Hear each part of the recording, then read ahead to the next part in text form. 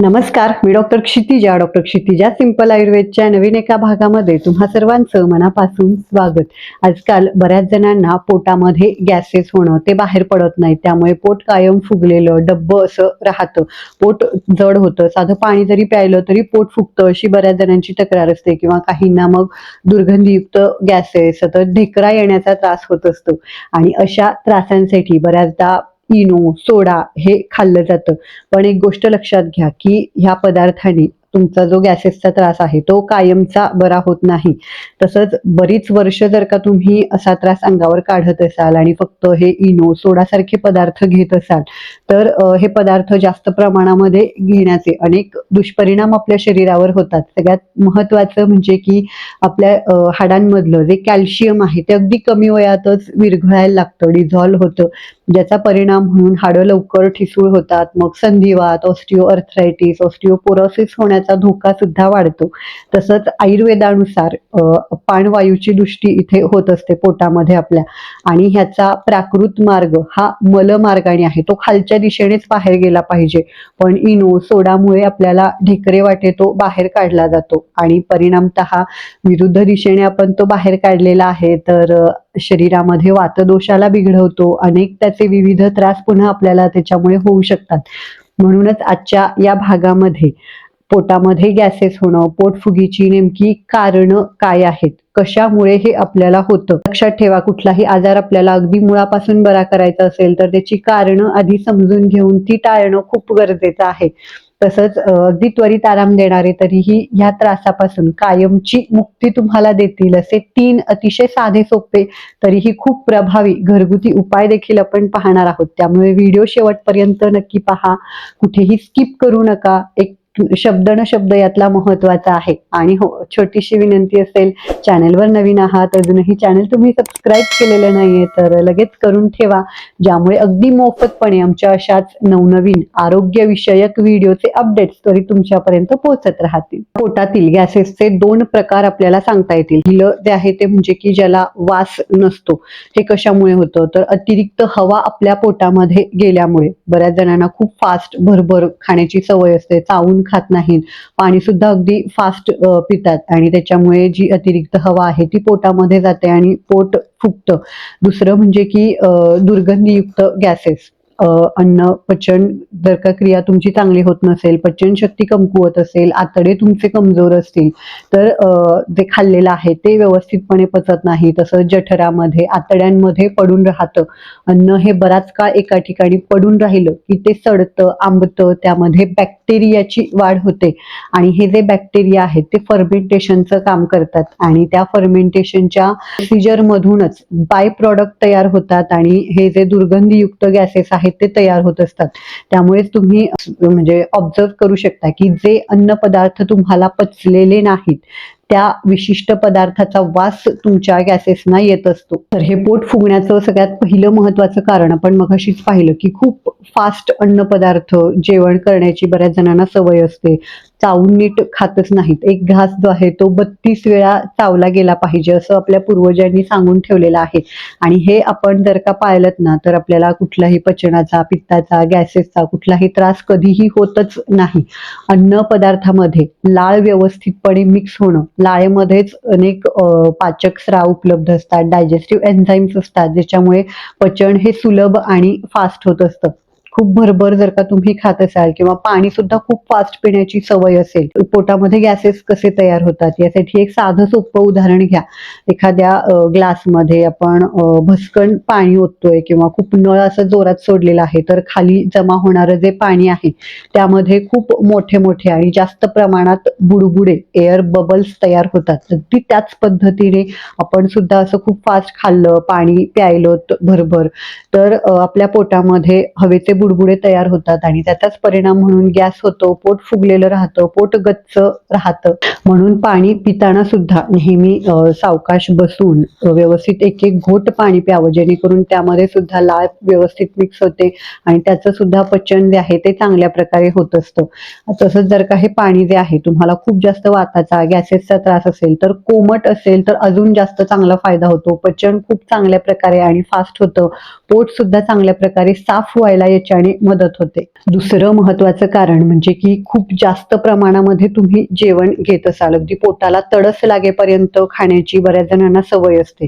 तर आयुर्वेद शास्त्रानुसार अन्न किती घ्यावं याचं वर्णन करताना आपल्या पोटाचे 4 भाग मानून त्यातील 2 भाग हे घन पदार्थ, भात, भाजी, पोळी, भाकरी यासाठी, 1 भाग हा द्रव पदार्थ म्हणजे आमटी, वरण, ताक, सूप ह्याच्यासाठी आणि उरलेला 1 भाग जो आहे तो हे व्यवस्थितपणे सर्व मिक्स होऊन फिरण्यासाठी रिकामा ठेवावा, वातसंचरणासाठी रिकामा ठेवावा असं सांगितलेलं आहे.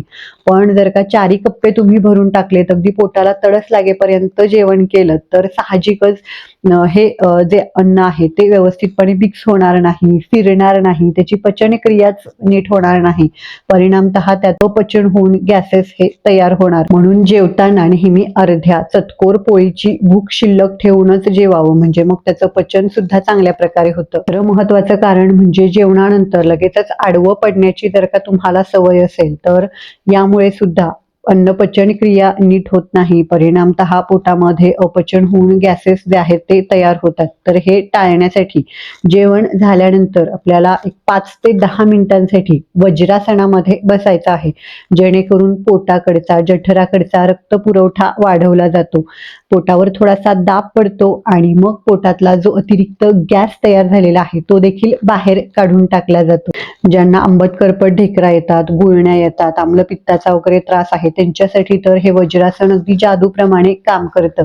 वज्रासनानंतर एक 10-15 मिनिटांचा गॅप देऊन शतपावली म्हणजेच 100 पावलं फक्त आपण नॉर्मल ज्या स्पीडने चालतो त्या स्पीडने चालायचे आहेत, जेणेकरून अन्न हे लवकर खाली पुढे पुढे ढकललं जाईल, त्याचं पचन लवकर होईल. पचन जितकं फास्ट होईल तितकंच ते चांगल्या प्रकारे होतं, त्यातून कुठलेही गॅसेस किंवा त्याचं फर्मेंटेशन वगैरे होत नाही. तसंच चालण्याची जी प्रोसेस असते आपली त्याच्यामुळे होतं काय की गुदद्वाराचा जो आपला भाग आहे तो ओपन होतो.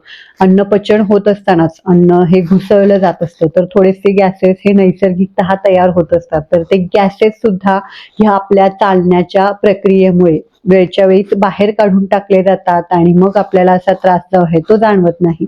चालून आल्यानंतर एक 15 ते 20 मिनिटांसाठी फक्त तुम्ही वामकुक्षी म्हणजेच डाव्या कुशीवर झोपलं पाहिजे. डाव्याच कुशीवर का, तर आपलं हृदय हे डाव्या बाजूला असतं, जठर हे सुद्धा डाव्या बाजूला असतं, त्यामुळे हृदयाकडून जठराला रक्तपुरवठा चांगला होतो, अन्न पचन क्रिया चांगली होते. तसंच आपलं मोठ्या आतड्याचं शेवटचं टोक गुदद्वार की जिथून मल, गॅसेस हे सर्व बाहेर टाकलं जातं ते सुद्धा अगदी डाव्याच बाजूला आहे. त्यामुळे अशा पद्धतीने डाव्या अंगावर तुम्ही झोपलात तर हे गॅसेस सुद्धा अगदी वेळच्या वेळेला बाहेर पडतात, मल सुद्धा चांगला तयार होऊन तो त्या आतड्यांकडून बाहेर टाकला जातो. चौथं महत्वाचं कारण म्हणजे जर का तुमचं पोट व्यवस्थितपणे साफ होत नसेल, अगदी म्हणजे जुना तुम्हाला कॉन्स्टिपेशनचा त्रास असेल, तर हा जो मल आहे, जे काही घाण आहे आपल्या पोटामधली ती तशीच आतड्यांमध्ये वगैरे पडून राहते आणि अन्न हे बराच काळ एका ठिकाणी पडून राहिलं की अर्थातच त्यामधून दुर्गंधीयुक्त गॅसेस तयार होतात. त्याच्यामुळे आतडे सुद्धा अगदी फुगल्यासारखे जाणवतात, त्याची शक्ती कमी होते, आतडे कमजोर बनत जातात आणि मग पोट फुगल्यासारखं गॅसेस तयार होणं हा जो त्रास आहे हा सुद्धा अगदी म्हणजे लवकर बरा न होणारा असा त्रास जो आहे तो ह्या कॉन्स्टिपेशनमुळे होतो. 5वं महत्वाचं कारण म्हणजे बैठी जीवनशैली. जर का तुमची काहीही हालचाल होत नसेल, चालणं काहीच होत नसेल, दिवसभर खुर्चीवर बसून वगैरे तुमचं काम असेल किंवा सकाळी सुद्धा तुम्ही खूप उशिरा उठताय, काहीही चालणं नाहीये किंवा काम सुद्धा पूर्णपणे तुमचं अगदी दिवसभर एका ठिकाणी बसून राहण्याचं असेल, तर ह्याच्यामुळे सुद्धा आतडे जे आहेत तर ते आकुंचन, प्रसरण पावत असतात, ज्याच्यामुळे आपलं पचन लवकर आणि चांगल्या प्रकारे होतं, गॅसेस सुद्धा त्यातून बाहेर काढले जातात, पोट व्यवस्थित साफ होतं. पण हालचाल नसेल तर आतडे जे आहेत ते पाईप सारखं स्ट्रक्चर असतं, अगदी लांबलचक अशा पाईपा ज्या आहेत त्या वेटोळे करून आपल्या इथे बसवलेल्या असतात. तर ह्या पाईपा ज्या आहेत, आपले आतडे जे आहेत ते कडक होतात, त्याची लवचिकता हळूहळू कमी होत जाते आणि त्याचा परिणाम म्हणून मग अन्नपचन लवकर होत नाही. तसंच पोटामध्ये गॅसेस सुद्धा साठत जातात आणि मग बरेच पेशंट तक्रार करतात की अगदी पाणी जरी प्यायलं तरी सुद्धा पोट फुगतं, खाल्ल्यानंतर तर ते तसंच अजूनही पोटामध्ये पडून आहे असा त्रास आम्हाला होतो. तर यासाठी मगाशी सांगितल्याप्रमाणे जेवणानंतर शतपावली तर करायची आहे, तसंच दिवसभरामध्ये सुद्धा तुम्ही थोडीशी शरीराची हालचाल ठेवणं, सकाळी थोडासा व्यायाम करणं, त्यामध्येही पोटावर आतड्यांवर दाब पडेल अशा पद्धतीची योगासनं. त्यामध्ये सगळ्यात महत्वाचं पवन मुक्तासन. पवन म्हणजेच वायू, गॅस, तर त्याला मुक्त करण्यासाठी म्हणून फक्त तुम्ही 10 मिनिटं जरी हा व्यायाम प्रकार केलात ना, त्याच्याने सुद्धा खूप चांगले रिझल्ट मिळतात. अगदी पोटावरची चरबी सुद्धा कमी व्हायला यामुळे मदत मिळते. आता असे कोणते पदार्थ आहेत की जे गॅसेस वाढवतात, तर त्यामध्ये सगळ्यात महत्वाचं म्हणजेच की हरभरा, पावटा, राजमा किंवा भाज्यांमध्ये कोबी, फ्लावर, ब्रोकोली, तसंच मांसाहार, त्यातही चिकन आणि मटण. काहींना दुधाच्या पदार्थांची ॲलर्जी असते, त्यामध्ये लॅक्टोज इंटॉलरन्स असतो, तर त्याच्याने सुद्धा गॅसेस होतात. मिठाया असेल, पनीर असेल, तर हे सुद्धा बऱ्याच जणांना पचत नाही आणि गॅसेस तयार करतात. तसंच कच्ची मोड आलेली कडधान्य, बऱ्याचदा प्रोटीनसाठी म्हणून अशी कच्चीच मोड आलेली कडधान्य खाल्ली जातात, परंतु ती पचायला खूप जड असतात, वात वाढवणारी असतात. त्यामुळे जर का तुम्हाला त्याच्याने गॅसेस होत असतील तर ती व्यवस्थितपणे शिजवून त्याला थोडीशी फोडणी देऊन खाणंच योग्य ठरतं. तसंच बेकरीचे पदार्थ कुठलेही, म्हणजे बिस्किट, पाव, केक, ब्रेड, खारी, तर हे सर्व जे पदार्थ आहेत ते आपण टाळलेच पाहिजे. रामबाण असे 3 घरगुती उपाय. त्यातील सगळ्यात पहिलं महत्वाचं म्हणजे की जेवणा अगोदर साधारण 15 ते 20 मिनिटांसाठी तुम्ही एक आल्याचा एवढा तुकडा किंवा मग पाव ते अर्धा चमचा आल्याचा रस, आलं स्वच्छ धुवून साल काढून घ्यायचं, किसायचं आणि त्याचा जो रस निघतो तो पाव ते अर्धा चमचा रस आणि त्यामध्ये एक चिमूटभर फक्त सैंधव, पिंक सॉल्ट जे असतं तर ते टाकायचं आहे आणि ते व्यवस्थितपणे त्यामध्ये मिक्स होईल असं खायचं आहे. मध्ये पुन्हा 15 मिनिट दुसरं काहीही खायचं नाहीये, डायरेक्ट तुम्ही जेवणाला सुरुवात करा.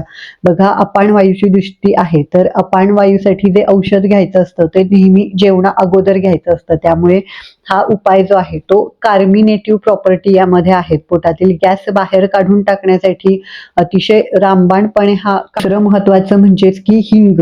तर जे काही तुम्ही पदार्थ बनवताय, भात असेल, खिचडी, भाजी, तर ह्याच्या फोडणीमध्ये पाव ते अर्धा चमचा हिंगाचा वापर आवर्जून करायचा आहे.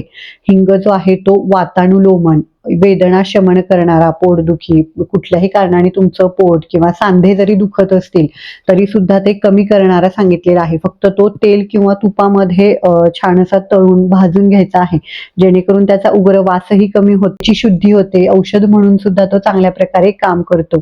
किंवा मग हिंगाचा लेप सुद्धा तुम्ही पोटावर, की छोट्या अगदी नवजात बालकाला सुद्धा गॅसेसचा त्रास जो आहे तो खूप कॉमन असतो, तर अशा वेळेला सुद्धा गरम पाण्यामध्ये हिंग मिक्स करून त्याचा जो लेप आहे तो पोटावर जर का अंघोळीच्या अगोदर लावलात आणि नंतर थोड्याशा गरम पाण्याने अंघोळ केली तरी सुद्धा खूप त्याच्याने चांगला फरक पडतो. तिसरा अतिशय महत्वाचा उपाय म्हणजे जेवणानंतर आपलं जे काही खाल्लेलं आहे ते व्यवस्थितपणे पचावं, त्यातून कुठलेही गॅसेस तयार होऊ नयेत, पोट चांगल्या प्रकारे साफ व्हावं, दंत कमी व्हावे, तसंच शरीरामध्ये कुठेही तुम्हाला वेदना, शूल, पेन जर का जाणवत असेल ते सुद्धा कमी करण्यासाठी म्हणून सर्वांनी एक सवयच लावून घ्यायची आहे की जेवण झाल्यानंतर एक चिमूटभर फक्त ओवा, कच्चा खाल्ला तर उत्तम किंवा थोडासा भाजून घेऊ शकतात, त्यामध्ये एक चिमूटभर फक्त काळं मीठ जे असतं तर ते टाकायचं आहे. व्यवस्थितपणे चावून खा.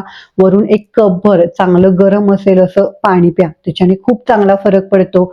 अगदीच तुम्हाला ओवा चावून खाणं वगैरे शक्य होत नसेल तर ओव्याचा काढा, म्हणजे 2 कप पाणी, त्यामध्ये पाव ते अर्धा चमचा ओवा टाका, त्याला चांगली उकळी आणा, ते गाळून तो जो काढा आहे तो जेवणानंतर घोट घोट, जसं आपण चहा घेतो त्या पद्धतीने जर का घेतला तर तो सुद्धा उत्तम पाचक सांगितलेला आहे. पोट जड होणं, गॅसेसचा त्रास जो आहे तो याच्यामुळे सुद्धा चांगल्या प्रमाणामध्ये नियंत्रणात येतो. उपाय करून पहा. कितीही जुना तुमचा त्रास असेल तर तो 100% या उपायांनी कमी येणारच आहे. माहिती कशी वाटली खाली आम्हाला कमेंटमध्ये सांगायला विसरू नका. तुमचे काही अनुभव, प्रतिक्रिया, प्रश्न ते सुद्धा आम्हाला जरूर विचारा. सर्वांना कुठल्याही औषधाविना कायम निरोगी आयुष्य जगता यावं हाच आमचा प्रयत्न आहे. त्यामुळे आपले जे व्हिडिओ आहेत ते तुमच्या जवळच्या मित्र, नातेवाईकांना शेअर करत चला. अजून जर का तुम्हाला असेच आरोग्यविषयक शास्त्रोक्त माहितीचे व्हिडिओ पाहायला आवडत असतील तर खाली एक सबस्क्राईबचं बटन दिलेलं आहे, ते प्रेस करून शेजारील घंटीचं बटन देखील दाबा, ज्यामुळे अगदी मोफतपणे आपल्या चॅनेलवर नवीन व्हिडिओ आला की तो तुमच्यापर्यंत पोहोचेल. आजचा व्हिडिओ पूर्ण पाहिल्याबद्दल धन्यवाद.